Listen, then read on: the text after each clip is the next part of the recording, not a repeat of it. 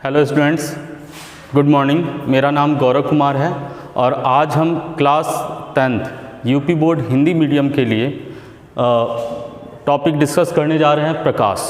प्रकाश है क्या, इसको हम लोग समझेंगे और आज हम लोग प्रकाश के कुछ गुण को देखेंगे।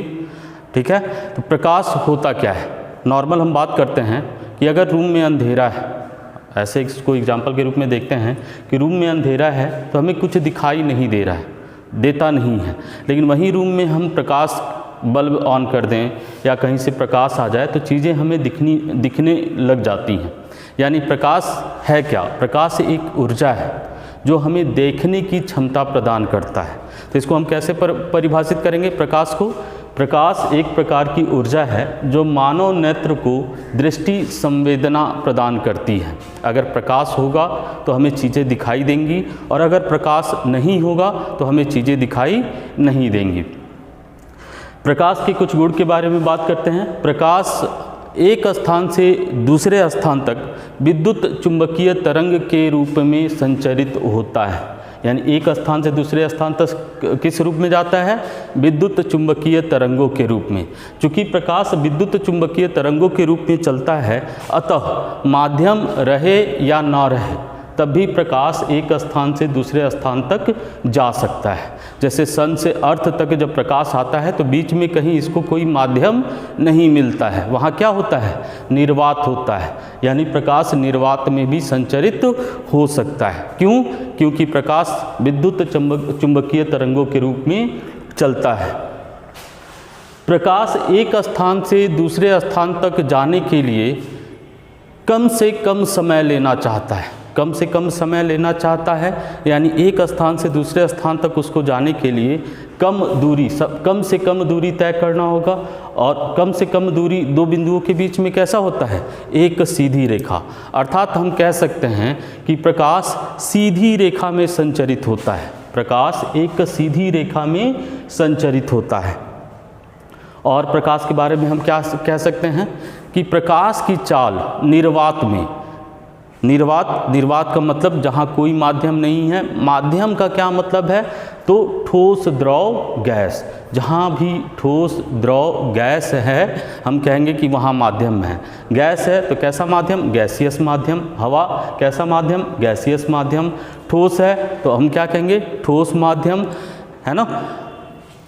तो प्रकाश की चाल निर्वात में या वायु में एक समान मानी जाती है और कितनी होती है, 3 × 10⁸ मीटर प्रति सेकेंड। और प्रकाश की चाल सबसे अधिकतम चाल कितनी होती है प्रकाश की, 3 × 10⁸ मीटर प्रति सेकेंड। और ये चाल कहाँ होती है, तो कहाँ पे, तो ये या तो निर्वात में या वायु में। प्रकाश का एक गुण और होता है, प्रकाश को जब तक पारदर्शी माध्यम मिलता रहेगा, जब तक पारदर्शी माध्यम मिलता रहेगा तब तक प्रकाश संचरित होता रहेगा। यानी तब तक प्रकाश चलता रहेगा। पारदर्शी माध्यम का क्या मतलब है, जिसके आर पार हम देख सके। जैसे शीशे का ग्लास कैसा होता है, पारदर्शी होता है, हम उसके आर पार देख सकते हैं। और हम देख क्यों पाते हैं, क्योंकि वहाँ पे प्रकाश जा सकता है। तो ऐसे माध्यम को हम क्या कहते हैं, पारदर्शी माध्यम। तो जब तक प्रकाश को पारदर्शी माध्यम मिलता रहेगा तब तक प्रकाश एक स्थान से दूसरे स्थान तक संचरित होता रहेगा। प्रकाश इस मान लीजिए कि आपके सामने कोई दीवार है और हम उसके उधर की चीज़ें क्यों नहीं देख पा रहे हैं, क्योंकि प्रकाश उससे होकर दूसरी तरफ जो चीज़ें हैं वहाँ तक नहीं पहुँच पा रहा। अगर वहाँ तक पहुँचता और वहाँ उन वस्तुओं से टकराकर हमारे पास आ जाता तो हम उन वस्तुओं को देख पाते। लेकिन क्यों नहीं पहुँच पा रहा, क्योंकि जो माध्यम है, जो बीच में दीवार है या कुछ भी जो हमारे सामने रखा हुआ है वो कैसा है, अपारदर्शी है। कैसा है, अपारदर्शी। तो माध्यम प्रकाश के लिए कब तक, प्रकाश का संचरण कब तक होता रहेगा, जब तक प्रकाश पारदर्शी माध्यम से होकर जाता रहेगा।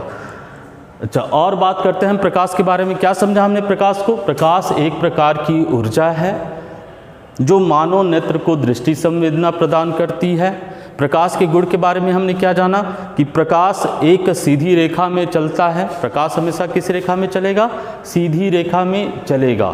प्रकाश विद्युत चुम्बकीय तरंगों के रूप में एक स्थान से दूसरे स्थान तक जाता है, अतः वह माध्यम रहे या ना रहे वहाँ संचरित हो सकता है।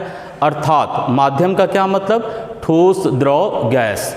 यानी कि ठोस, द्रव, गैस कुछ भी नहीं है तो वहाँ क्या होगा? निर्वात। अर्थात प्रकाश निर्वात में भी संचरित हो सकता है। और प्रकाश की चाल सबसे अधिक निर्वात में पाई जाती है और कितनी होती है? 3 × 10⁸ मीटर पर सेकेंड। इसका मतलब ये कि प्रकाश अलग अलग माध्यम में अलग अलग चाल से गति करता है। अलग अलग माध्यम कैसा होना चाहिए प्रकाश को संचरित होने के लिए? पारदर्शी होना चाहिए। पारदर्शी माध्यम ऐसा माध्यम जिसके आर पार हम देख सकें। अपारदर्शी माध्यम ऐसा माध्यम जिसके आर पार हम देख ना सकें। चलिए आज के लिए इतना ही। कल हम लोग अगले टॉपिक पे डिस्कस करेंगे। आज इसको समझिएगा, जो ना समझ में आए बताइएगा, कमेंट कीजिएगा। Thank you.